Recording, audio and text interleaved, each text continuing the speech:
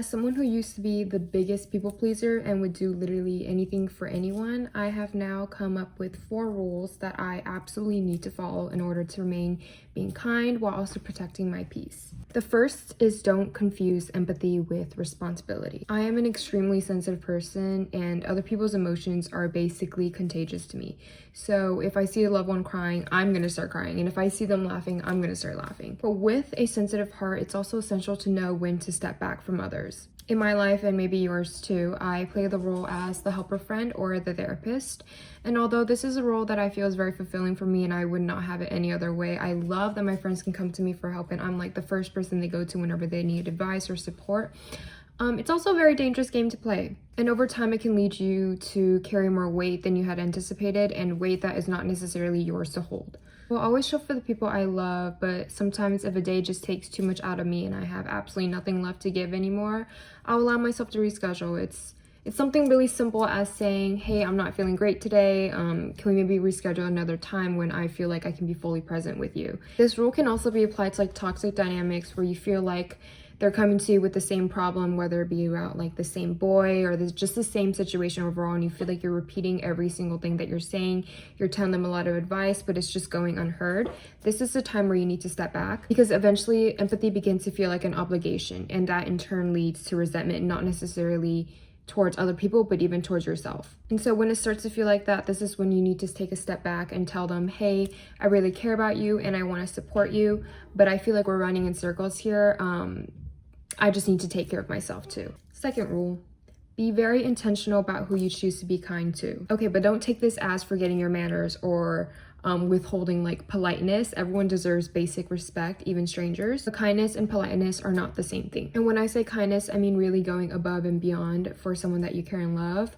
And although kindness is not something that is measurable or transactional, it is something that requires discernment. Being kind to the wrong people will leave you feeling unappreciated and used. Before offering your energy and being kind to them, really ask yourself, does this person value you? Does this person respect you? Does this person acknowledge the time and energy you put into them? If they consistently don't, they are probably not the person to choose to be kind to. I think the hardest pill to swallow is the fact that not everyone deserves your generosity, even if you feel a really strong urge to give it to them. But overextending yourself for someone who can't acknowledge that or respect you will just leave you feeling like your empathy is a fucking burden. And trust me when I say after 21 years, I have learned that there are people who make you feel like your empathy is a gift, not like a burden. Third rule, always put yourself first.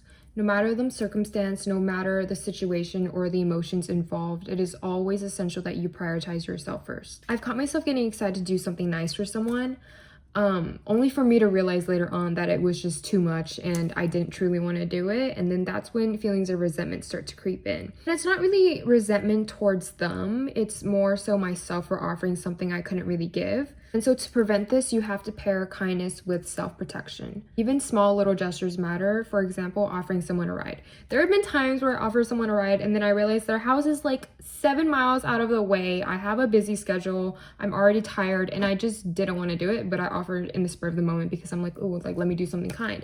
And I end up regretting it. So these moments may seem insignificant, but these moments also accumulate over time. And constantly putting others before yourself does leave a lasting impression on your mind. So next time, before you offer something kind to someone, think to yourself, how much of this will this cost me? And can I afford it right now? Last one, set boundaries when needed. I feel like this one is the one that's most talked about, but it's also the most important because without boundaries, you are free to anyone. And that's why people who are kind are always the ones getting hurt because they end up giving too much of themselves away. They end up overextending themselves, agreeing to things, saying yes to things they don't really want. And this is why boundaries are essential. And it's very important for you to realize that saying no and setting boundaries is not cruel or selfish. It's an act of self-respect. And if someone takes offense to your boundaries, that discomfort belongs to them, not to you. That has everything to do with them and nothing to do with you. And setting boundaries does not just help you, but it also helps the other person and the relationship. Because I find that oftentimes when things are building up within you, you don't really realize that it's something that the other person is not aware of, because to you it's like such a big thing because you've been letting this problem accumulate over time, but to the other person this is just like another normal daily thing.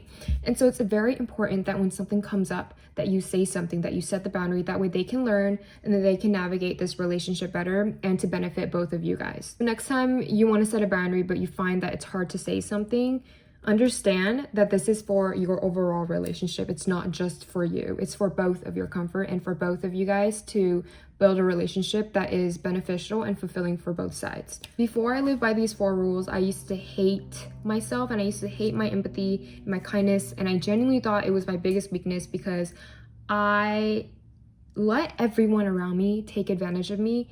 And yet I couldn't help but keep on giving to them, even though I knew in my mind that I need to stop doing this. I genuinely used to feel like being kind was my sole reason for living, because if I could not provide or do something for someone, then I had no value in this world.